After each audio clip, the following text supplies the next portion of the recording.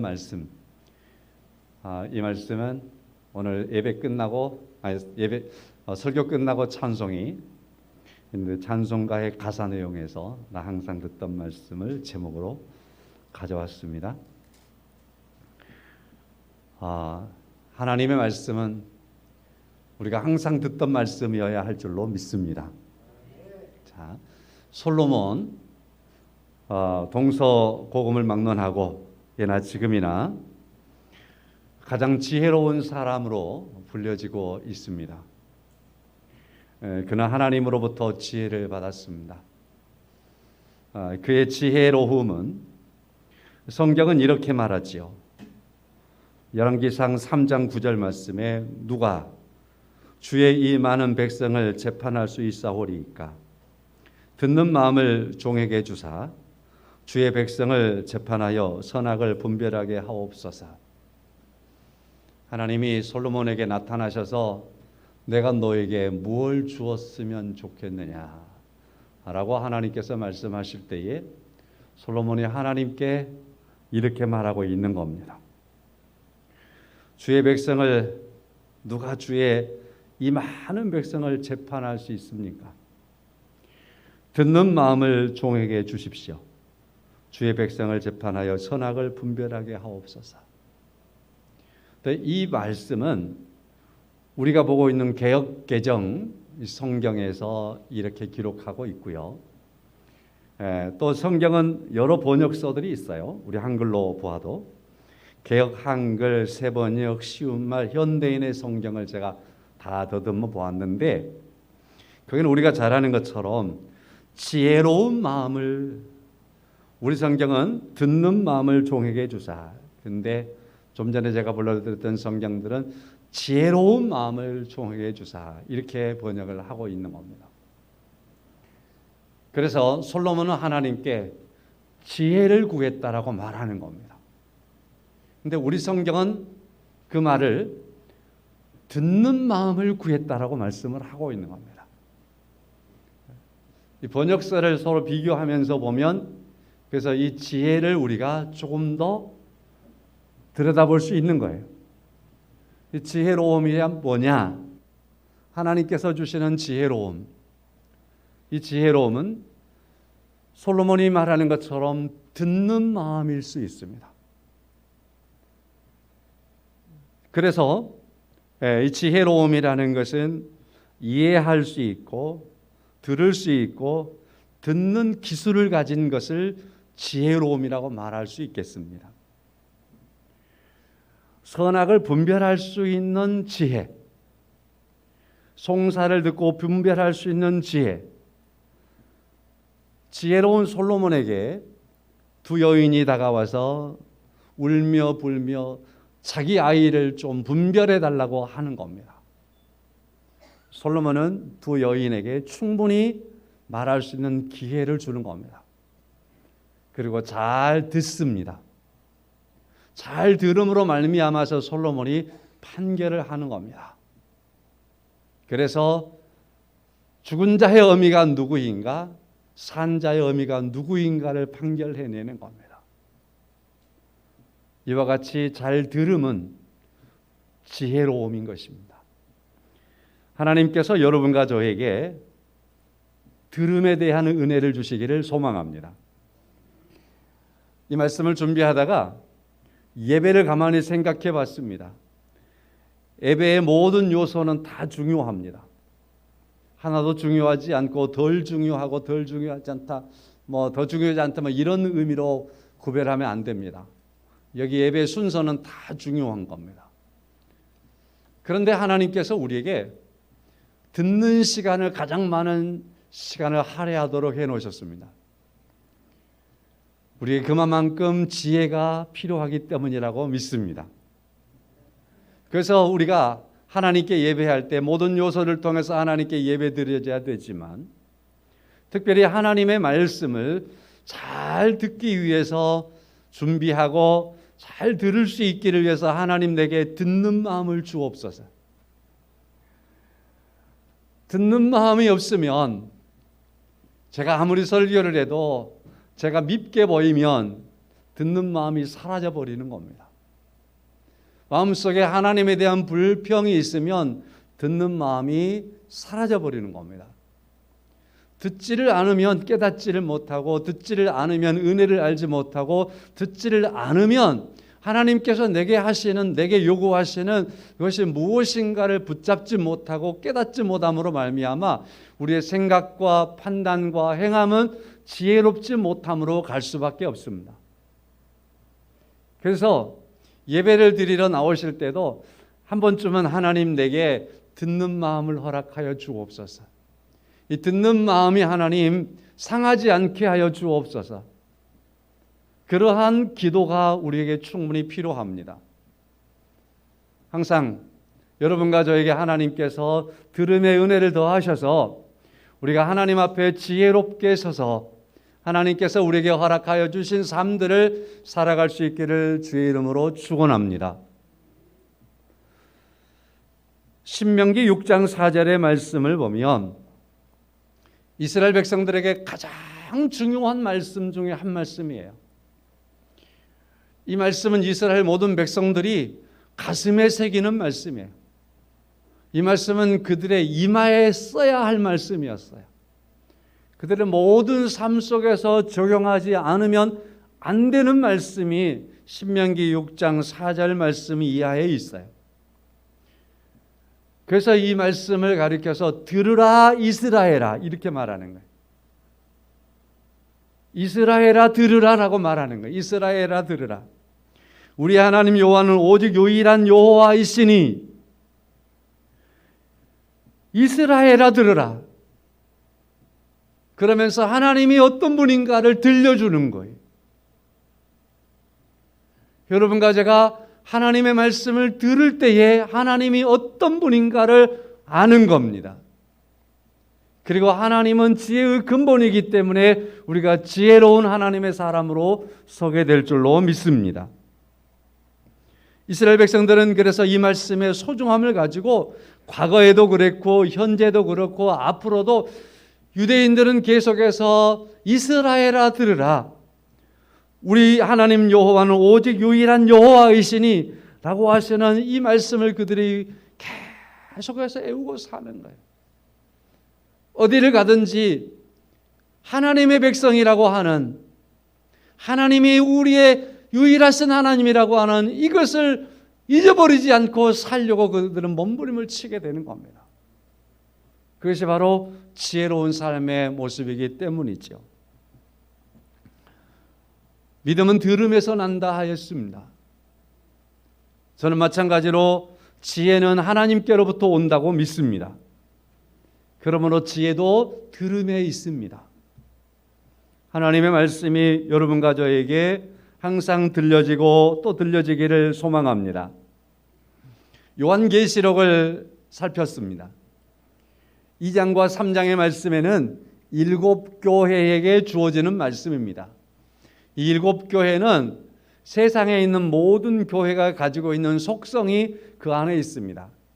그래서 이 7교회를 향해서 세상에 있는 교회라고 바라보는 겁니다.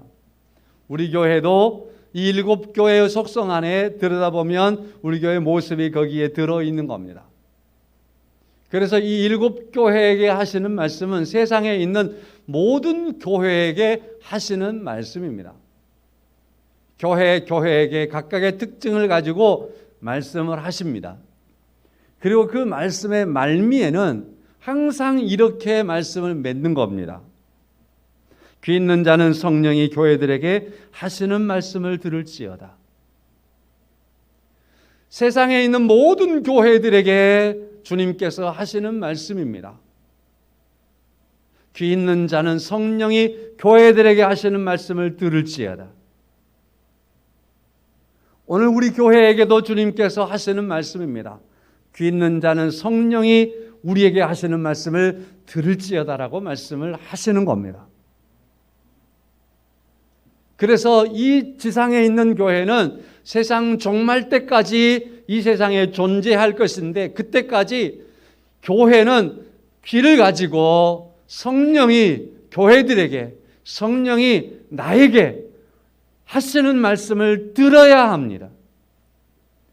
이 듣는 것을 놓아버리면, 듣는 것을 잃어버리면 우리는 흔들릴 수밖에 없습니다. 유혹으로부터 우리를 지켜줄 수가 없습니다. 하나님의 말씀을 우리가 듣고 그 말씀이 우리 안에서 지혜로움으로 작용할 때에 세파와 세상의 환난과 세상의 수없이 많은 그 길들 중에서 지혜로움의 길을 선택하여 살아갈 수 있게 될 줄로 믿습니다. 그래서 우리는 교회에게 주어진 숙명이 있다면 길을 가지고 성령이 우리에게 하시는 말씀을 듣는 데 힘쓰는 겁니다. 이걸 놓으면 안 되는 겁니다. 교회가 말씀을 선포되고 말씀을 듣는 것을 놓아버리면 교회는 다 놓아버린 겁니다.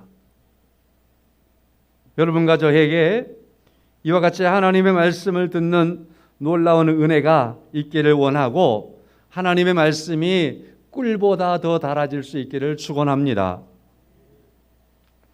오늘 본문의 말씀은 우리가 잘 아는 누가에 의해서 기록됐습니다. 누가라고 하는 이 훌륭한 전도자는요, 누가복음을 기록했어요. 오늘 1절 말씀 보면 데오빌로여 내가 먼저 쓴 글에는 무릇 예수께서 행하시며 가르치시기를 시작하신부터 그가 택하신 사도들에게 성령으로 명하시고 승천하신 날까지의 일을 기록하였노라. 먼저 쓴 글에는 이것을 기록하였노라. 이렇게 말씀을 하는 거예요. 그래서 1절과 2절의 말씀은 누가복음을 이렇게 썼다라는 말이에요. 그래서 1절, 2절은 누가복음의 내용이에요. 예수께서 행하시고 가르치심 시작부터 사도들을 택하신 것과 성령으로 그들에게 명하셨던 것들, 그리고 승천하신 날까지의 일들이 누가복음에 기록된 겁니다. 그리고서 이제 3절 이하의 말씀부터는 사도행전의 말씀이 되는 겁니다.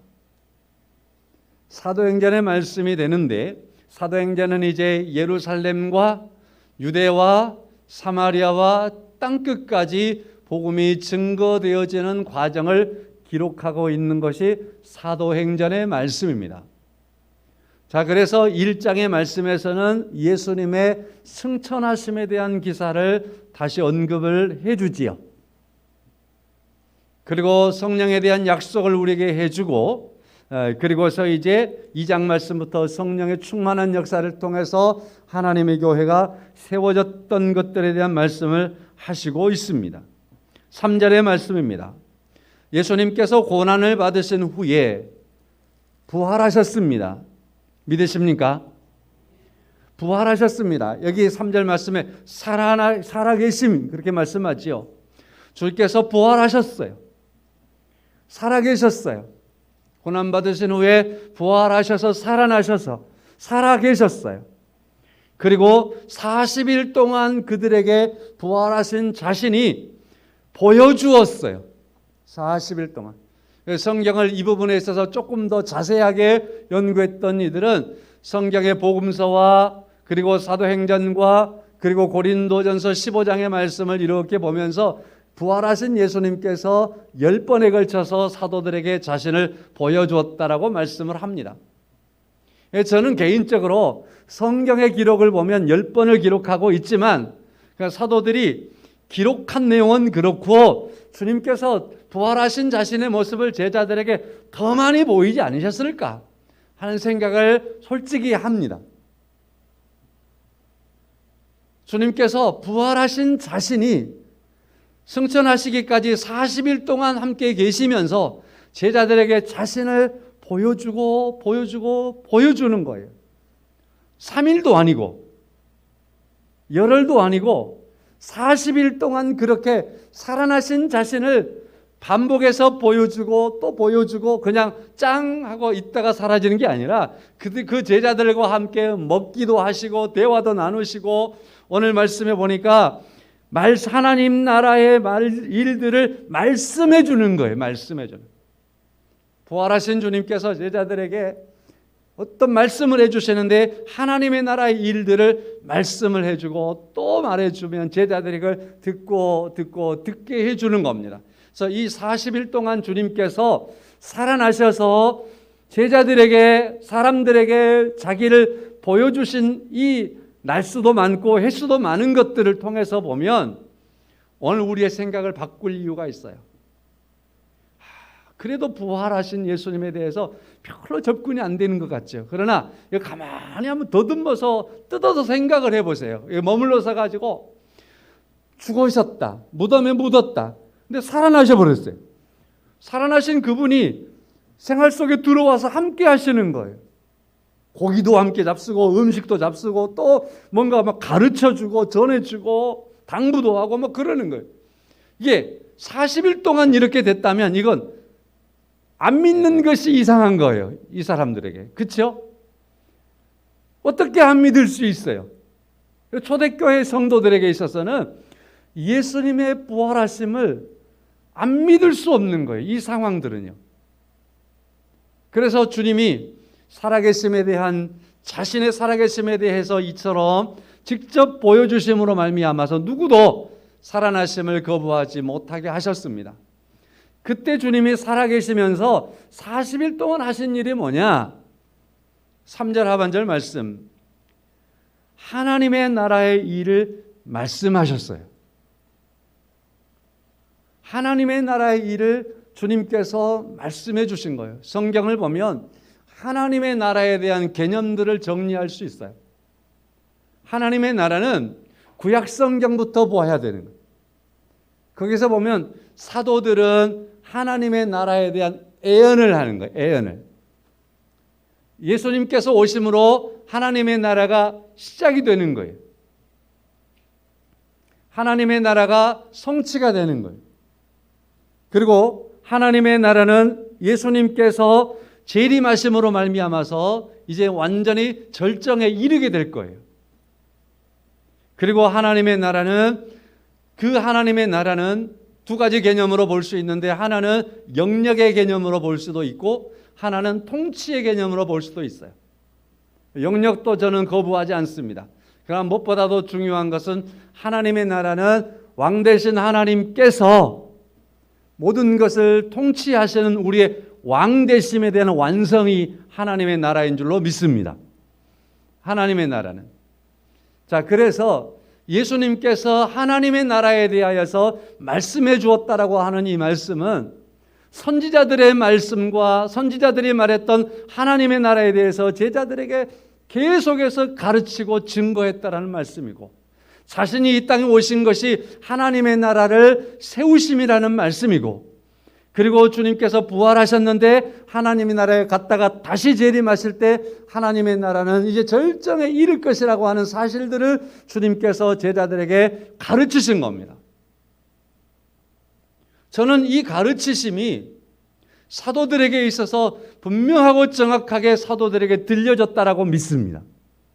왜 그런 증거를 믿느냐면, 주님께서 승천하신 이후에 사도들은 그들이 죽기까지 하나님의 나라를 증거하는, 어떤 장벽이 있어도 그에 굴하지 아니하고 하나님의 나라를 위해서 그들이 살아가는 그 삶들의 삶을 살아갔기 때문에 주님께서 40일 동안 이처럼 승천하시기 전까지 제자들에게 하나님의 나라의 일에 대해서 가르치고 선포했던 것들을 사도들이 잘 들었던 겁니다.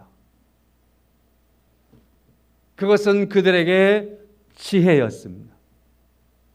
그들은 그들의 삶의 중요한 지혜가 되었습니다. 사랑하는 성도 여러분, 오늘 또 여러분과 저에게 하나님의 나라 백성된 것을 예수 그리스도의 구속하심 안에 이루셨습니다. 우리는 하나님의 나라 백성인 줄로 믿습니다. 여러분과 제가 하나님의 나라 백성인데 하나님의 나라에 대한 관심이 없으면 안 되는 거예요. 그래서 우리는 하나님의 나라에 대한 말씀에 대해서 관심을 갖고 그 말씀에 대해서 늘 들어야 돼요. 그러면 우리는 이 세상 나라에 대하여서 실망할지 모르지만 우리에게 하나님의 나라가 있기 까닭에 우리는 믿음 안에 살아갈 수 있어요. 소망 가운데 살아갈 수 있어요. 그 하나님의 나라를 붙잡고 우리는 오늘도 퍽퍽한 이 세상 속에서 소망 가운데서 하나님의 나라를 바라보며 살아가는 그러한 믿음의 삶으로 새 힘을 얻을 수 있어요. 그 안에 우리가 기뻐하며 감사하며 살아가는 중요한 삶을 우리가 살아갈 수 있게 되는 줄로 믿습니다. 성도 여러분, 그러므로 우리는 주님께서 이와 같이 제자들에게 성천하시기 직전에 이제는 제자들만 남아야 된 그들에게 주님이 말씀하셨고 제자들이 들었다라는 사실을 기억하십시오. 우리가 하나님의 말씀을 들어야 돼요. 듣는 것이 우리에게 지혜예요. 듣는 것이 우리에게 믿음이에요. 하나님의 말씀을 여러분과 저희 안에 들려져서 우리를 새롭게 하는 놀라운 은혜가 있기를 간절히 소망합니다. 4절과 5절의 말씀은 주님께서 강조하심에 대한 말씀이 여기에 있는 거예요. 주께서 자신과 부활하신 주님 곁을 떠나지 않고 있는 그들에게 분부하여 또 말씀을 하시죠. 강조하시는 거예요, 그들에게. 그러시면서 예루살렘을 떠나지 말고 내게서 들은 바 아버지께서 약속하신 것을 기다리라. 주님께서 자기와 함께 있는 그들에게 이제는 승천하실 때가 다 됐음으로 말미암아 그들에게 말하는 겁니다. 내게 들은 바를 예루살렘을 떠나지 말고 기다리라. 그렇게 말씀을 하시는 겁니다. 주님께서 하신 이 말씀 안에서 주님은 이들을 떠나실 겁니다. 그럼에도 불구하고 이들이 예루살렘을 떠나지 않을 수 있는 중요한 요소는 주께서 하신 그 말씀을 믿을 때, 주께서 하신 그 말씀을 그들이 확신하고 수용할 때, 그때만이 이들은 이 예루살렘을 떠나지 않을 수 있습니다. 왜 그럴까요? 우리가 잘 아는 것처럼 예수님도 예루살렘에서 죽였단 말이에요.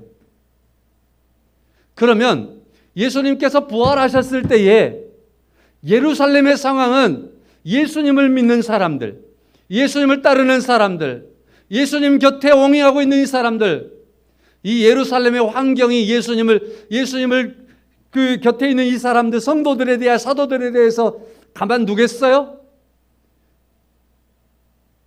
우리가 사도행전 2장 쭉 읽다 보면은요, 이 사람들을 예루살렘을 떠나지 않기 위해서요 얼마나 몸부림을 쳤는지 몰라요. 문을 걷어 잠그고요, 누가 오면은요 누구 어린아이 하나 보내가지고 누가 왔는가 살펴봐라. 살펴보고요, 베드로라 하니까 그때서 문을 열어주고요. 예수 믿는 사람들이 얼마나 숨죽이면서 예루살렘에 있어야 되는 거예요. 쉬운 일이 아니에요.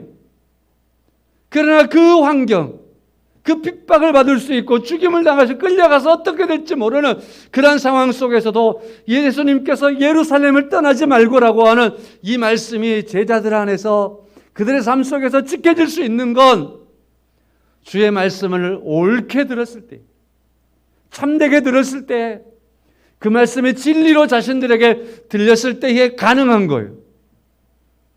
사랑하는 성도 여러분, 하나님의 말씀은 우리의 생명이 되는 줄로 믿습니다. 이 하나님의 말씀이 우리에게 참된 진리의 말씀입니다. 이 하나님의 말씀이 오늘 이 시대에 예루살렘의 환경과 비교할 거 없잖아요. 솔직히 말해서 코로나 때문에 예배 하십시오라고 절제하지만 마음만 먹으면 이 정도만 오고 말고 아니잖아요. 그러나 이 예루살렘에 있는 이 사람들은 지금 우리의 이것과 비교할 수 없을 만큼 그들은 숨죽여야 했습니다. 그럼에도 불구하고 그들이 주의 말씀을 이와 같이 잘 들음으로 말미암아서 그 말씀이 그들을 지혜롭게 하였습니다. 그들의 삶과 그들의 영혼을 여기에 맡길 수 있게 되었습니다. 오늘 그리스도인으로서 여러분과 제가 무너지는 건 무엇 때문이겠습니까? 우리가 주저앉아 버리는 건 무엇 때문이겠습니까? 그건 바로 하나님의 말씀, 하나님의 나라에 대한 이해가 없고 하나님의 나라에 대한 중요한 믿음이 없기 때문에 무너지는 거 아니겠습니까? 그것 때문에 낙심하는 거 아니겠습니까? 그것 때문에 교회를 떠난 거 아니겠어요? 다시 한번 우리가 우리의 신앙을 가다듬을 수 있는 것은 하나님의 말씀으로 여러분과 제가 다시 서야 하는 것인 줄로 믿습니다. 주님께서 제자들에게 분부하여 말씀하시는 겁니다.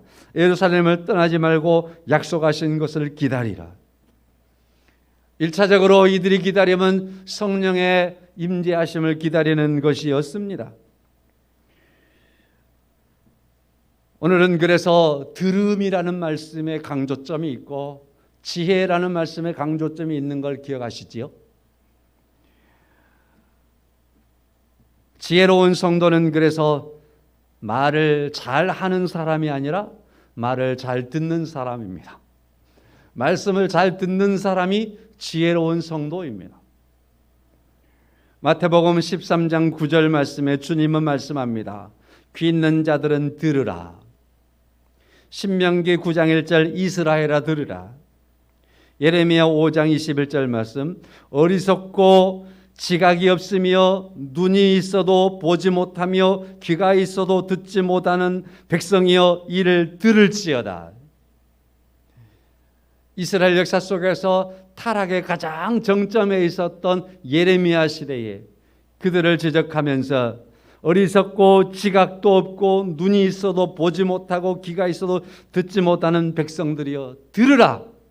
들으라. 그렇게 말씀을 하고 있습니다. 성도 여러분, 오늘 또 우리에게 하나님께서는 하나님의 말씀을 쉼없이 제공하시고 그 말씀을 들으라 말씀을 하십니다. 하나님의 말씀에 귀를 기울여 들어 여러분과 제가 지혜로운 삶 속에 있기를 간절히 소망합니다. 성도 여러분, 이런 이야기가 있잖아요. 중국의 요순 시대에 허유라는 사람과 소부라는 사람이 있었는데 이 두 사람은 다 인격이 아주 훌륭하고 성품이 모든 사람들 앞에 존경을 받을 만큼 귀하고 아주 그 능력도 뛰어난, 그래서 많은 사람들의 존경을 받는 그러한 사람들이었습니다. 자, 그런데 그 중에서 먼저 허유라는 사람이 있는데 요 임금이 이 허유라는 사람이 얼마나 인품이 뛰어나고 지각이 있고 능력이 있는가를 알기 때문에 그가 허유를 불러다가 얘기하는 겁니다. 당신이 너무나 훌륭하고 귀한데 당신이 이 나라를 다스리는 임금이 되었으면 좋겠다. 임금의 자리를 내주겠다고 하는 겁니다. 허유가 가만히 생각하니 이 왕이 지금 이 요 나라를 다스리는데 나라가 태평성대하고 그러는데 하면서 물러나오면서 왕에게 왕이시여 나는 그 자리가 욕심 안 납니다. 하고 나온 겁니다. 그리고 나서 흐르고 있는 영수에 가가지고 자기 귀를 씻어버렸대요. 내가 안 들을 소리를 들었다. 어느 만큼 시간이 지났는데 너무 아까워요. 그래서 왕이 다시 허유를 불렀습니다. 당신이 왕의 자리가 싫으면 장관 자리 하나라도 좀 맡아달라 하면서 부탁을 하니까 그것도 거절하고 또 나와서 또 귀를 씻었답니다. 귀를 씻고 있는데 거기에 친구 소부라는 사람도 있는데 이 사람도 허유라는 사람과 거의 동등할 만큼 뛰어난 인물이었습니다.